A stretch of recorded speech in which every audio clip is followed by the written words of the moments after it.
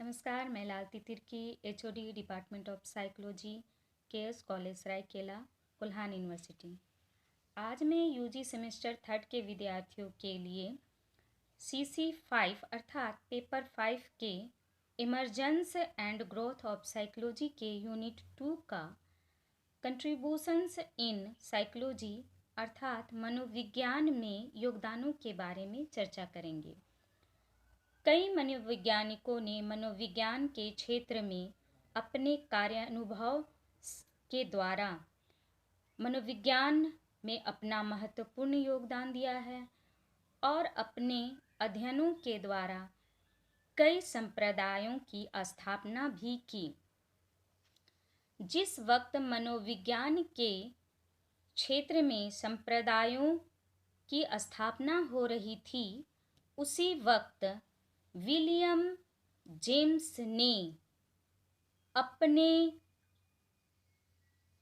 अध्ययन के आधार पर प्रकार्यवाद संप्रदाय अर्थात फंक्शनलिज्म स्कूल की स्थापना की।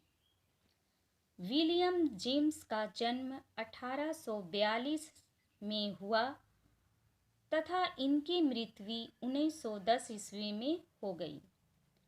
मनोविज्ञान के संप्रदायों में प्रकार्यवाद संप्रदाय, जिसके प्रमुख प्रवर्तक विलियम जेम्स थे, ये पूर्व में कहा जा चुका है। जेम्स वस्तुतः डार्विन के विकासवाद सिद्धांत अर्थात थ्योरी ऑफ इवोल्यूशन से प्रभावित थे तथा उन्होंने मन के अध्ययन में जीव विज्ञान की प्रवृत्ति को अपनाया। इनका मानना था कि संरचनावाद मन के संबंध में कुछ नहीं बता सकता, क्योंकि अनुभवों को तत्वों में नहीं बांटा जा सकता है। प्रकार्यवादियों के अनुसार मन की संरचना को जानना इतना जरूरी नहीं है जितना कि इनकी क्रियाओं तथा कार्यों को जानना आवश्यक है।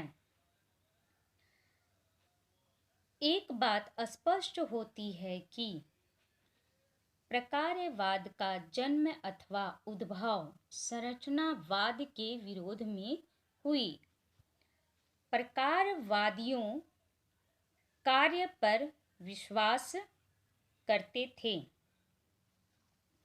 प्रकारवादियों ने अपने अध्ययनों के द्वारा यह जानने का प्रयास किया कि व्यक्ति वातावरण में या वातावरण के साथ समायोजन करने में मानसिक अनुभवों का किस प्रकार से उपयोग करता है।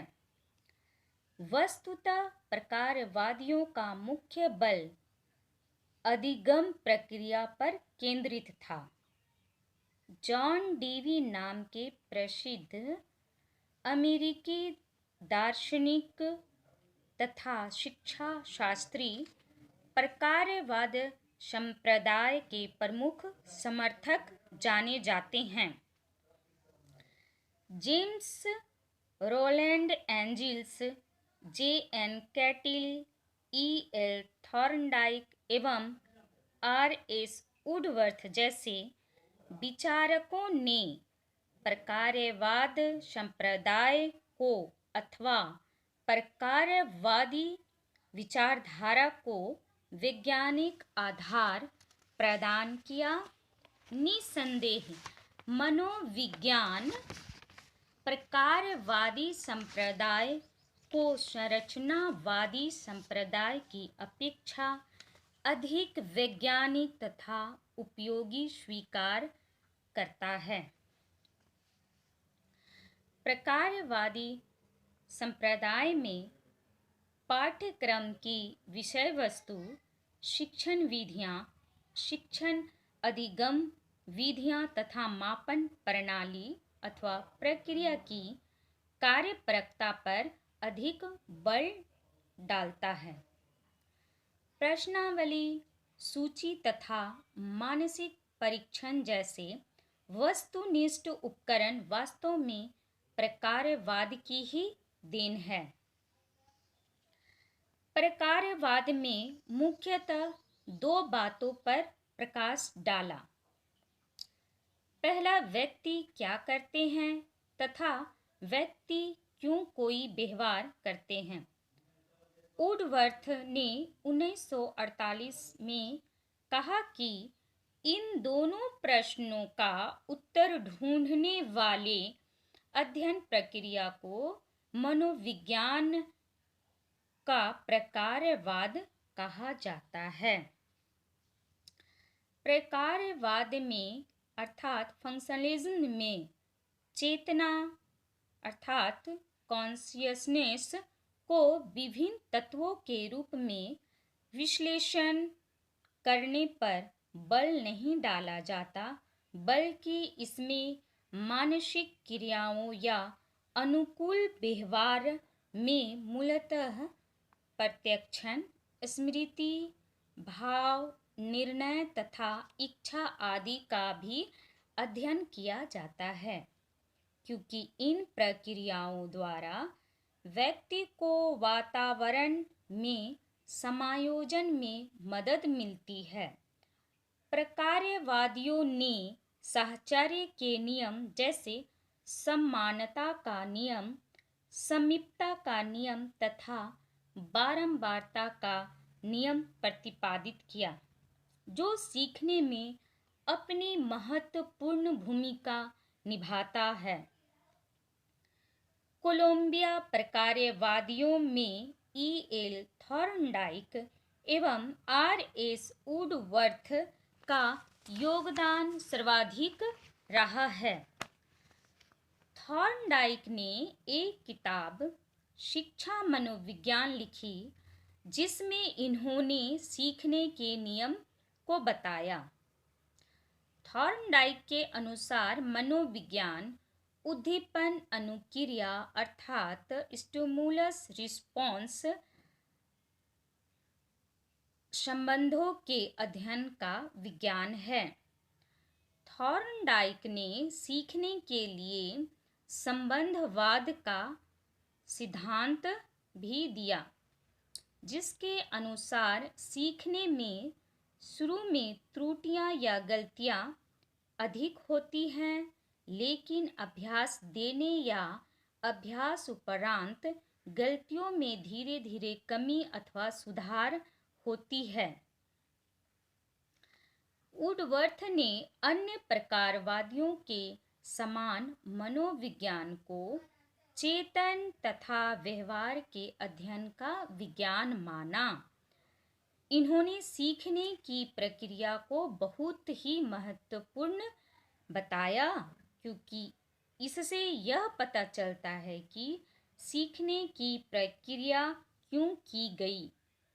वुडवर्थ ने उद्दीपक अनुक्रिया के संबंध में परिवर्तन करते हुए प्राणी की भूमिका को अत्यधिक महत्वपूर्ण मानते हुए उद्दीपक प्राणी अनुक्रिया अर्थात SOR संबंध को महत्वपूर्ण बताया। इन सबसे पता चलता है कि प्रकार्यवादी प्रक्रिया तथा कार्य पर विश्वास करते थे। प्रकार्यवाद का शिक्षा में बहुत महत्वपूर्ण योगदान है। पहला, प्रकार्यवाद में मानव व्यवहार को मूलतः अनुकूलन तथा लक्ष्य पूर्ण बताया। अतः विद्यालय या स्कूलों का प्रमुख लक्ष्य बच्चों को समाज में समायोजित करना होना चाहिए, या समायोजित कैसे करना है वो बताया जाना चाहिए। सीखने की प्रक्रिया में वातावरण की महत्ता पर भी बल दिया गया। अतः शिक्षकों को कोशिश होना चाहिए कि विद्यार्थियों को स्वस्थ वातावरण प्रदान किया जाए, जो उनके सीखने की प्रक्रिया को प्रेरित करे मोटिवेट करे अथवा प्रोत्साहित करे। प्रकार्यवाद की इस विचारधारा ने पूर्व से चले आ रहे सैद्धांतिक प्रत्ययों अर्थात थ्योरेटिकल कॉन्सेप्ट जो कि पाठ्यक्रम के अंग थे में क्रांतिकारी परिवर्तन लाए।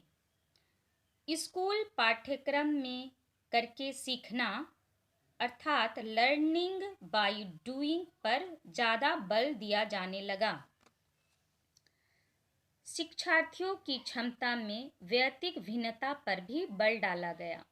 जैसा कि हम समझते हैं कि हर व्यक्ति की अपनी अलग अलग व्यक्तिगत भिन्नता होती है और अपनी व्यक्तिगत क्षमता के चलते इंडिविजुअल डिफरेंसेस के कारण उनमें सीखने की क्षमता भी अलग होगी। इसलिए शिक्षकों को चाहिए कि हर एक शिक्षार्थी की व्यक्तिगत भिन्नता के आधार पर शिक्षा प्रदान किया जाना चाहिए। प्रकार्यवाद ने इस बात पर भी बल दिया कि अलग अलग आयु स्तर के बच्चों को आवश्यकता अनुसार अलग अलग शिक्षा देनी चाहिए क्योंकि उनकी आवश्यकताएं भी अलग अलग होती हैं। प्रकार्यवाद ने शिक्षा में उपयोगिता सिद्धांत पैरागमेटिज्म को जन्म दिया। इसने सीखने की प्रक्रिया में बालक की महत्ता पर बल दिया। पाठ्यक्रम में सिर्फ उन्हीं विषयों को शामिल किया जाना चाहिए जिनकी समाज में उपयोगिता या आवश्यकता हो। प्रकार्यवाद समुदाय ने शिक्षा में वैज्ञानिक जानकारी पर भी बल डाला, साथ ही शिक्षण व सीखने के लिए नई विधियों जैसे कार्यक्रमित शिक्षण, प्रोग्राम्ड लर्निंग जैसी शिक्षण विधि को विकसित किया। प्रकार्यवाद में थॉर्नडाइक ने इस बात पर बल डाला कि शिक्षक को अध्यापन कार्य करने के पूर्व शैक्षिक उद्देश्यों को जानना चाहिए तथा उन्हें परिभाषित कर लेना चाहिए ताकि सभी विद्यार्थी या शिक्षार्थी के व्यवहार में परिवर्तन ला सके या परिमार्जन कर सकें। उन परिस्थितियों को भी ध्यान देना चाहिए जो आम जीवन में हमेशा घटित होती हैं या आम जीवन में हमेशा देखे जा सकते हैं या देखे जाते हैं तथा उनकी अनुक्रियाओं पर भी बल देना चाहिए जिनकी जीवन में आवश्यकता है। प्रकार्यवाद ने अपने कार्य, अपने अध्ययन के आधार पर अपनी मानसिक क्रियाओं के अध्ययन पर जोर दिया। उनका मानना था कि किसी भी क्षेत्र में जब तक हम उनकी प्रक्रियाओं या कार्यों को नहीं जानेंगे तब तक हम सफल नहीं हो सकते हैं। अतः आज के लिए इतना ही। धन्यवाद।